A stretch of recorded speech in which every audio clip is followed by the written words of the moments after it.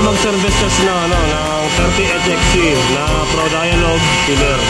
So, isi-service test natin yung oil pump. So, una mong gagawin, pupunta ka sa scrolling.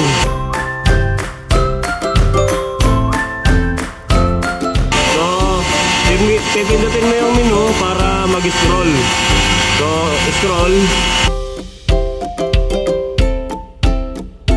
Yan. So, set point sa input. So, pupunta ka ngayon sa output. Ito yung output. So, pag nasa output ka na,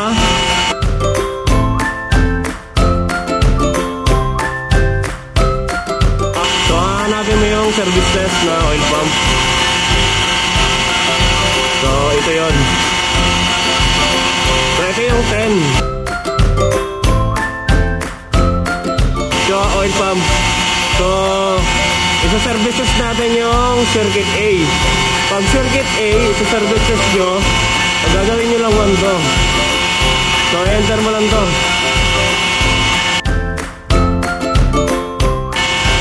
So, ayan, oil pump. AB. So, pag A, ito yung 1 sa A. So, circuit A. Kailangan 1 to.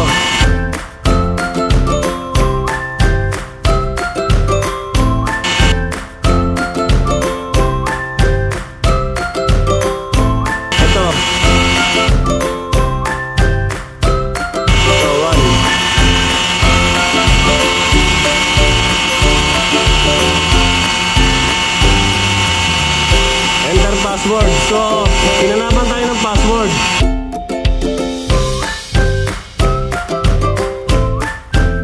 So, yung password dito 28.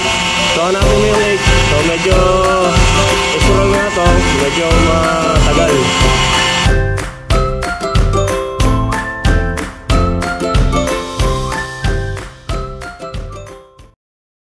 12 seconds later. So, enter mo lang to. So, good. Tinanggap niya. So, ngayon, isa-service test natin yung oil pump. So, ayan. Oil pump. So, ayan. 1. So, aandar yan. Pag in-okay mo to, aandar yung circuit B. So, ayan.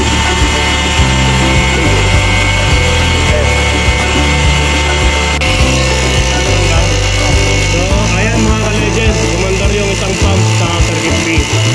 So, okay. So, ngayon, tapos ka na, pupunta ka naman ngayon sa 10. 10. So, ito naman yung circuit A. So, okay natin to. So, test, circuit A.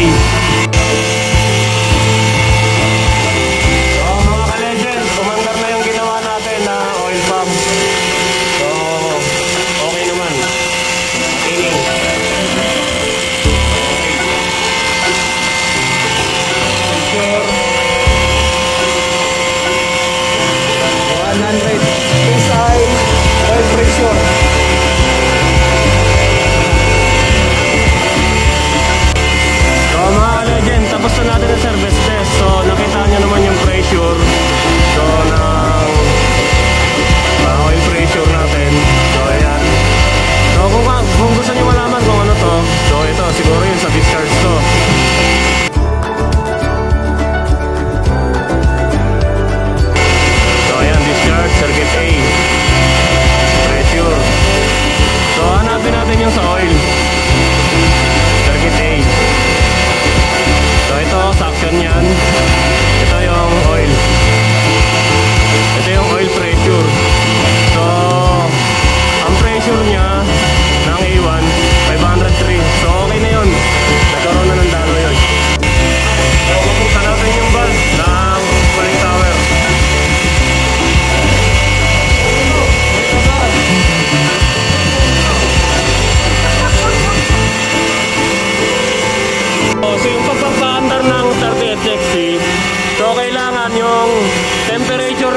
tubig mo sa condenser, kailangan makakita ka ng 28.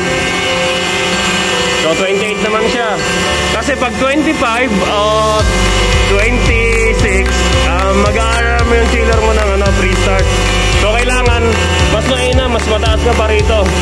So 27, pasok pa yan. Wag lang 26, 25. Hindi andar yung chiller mo rito. Mag-a-alarm lang. So mga ka-legend, pinaalam na natin doon sa nag-a-assist sa atin na pwede na natin pandarin. So ito lang. Pipindutin mo lang to. So long press, 3 seconds. So hintayin natin yan. So ayan, nag-on. So okay. So ayan mga ka-legend, ready for start na. So i-monitor natin doon sa sa service tool.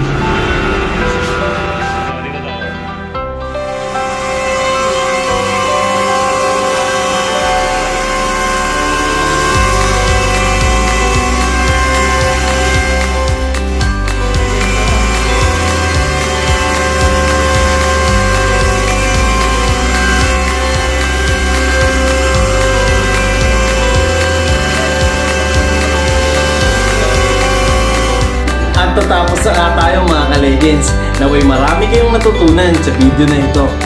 Kung meron kayong katanungan o request para sa mga susunod nating mga video, huwag kayong mayang i-comment dyan sa ibaba. At huwag nyo rin kalimutan mag-subscribe sa ating channel mga ka-legends. Kaya hanggang sa muli!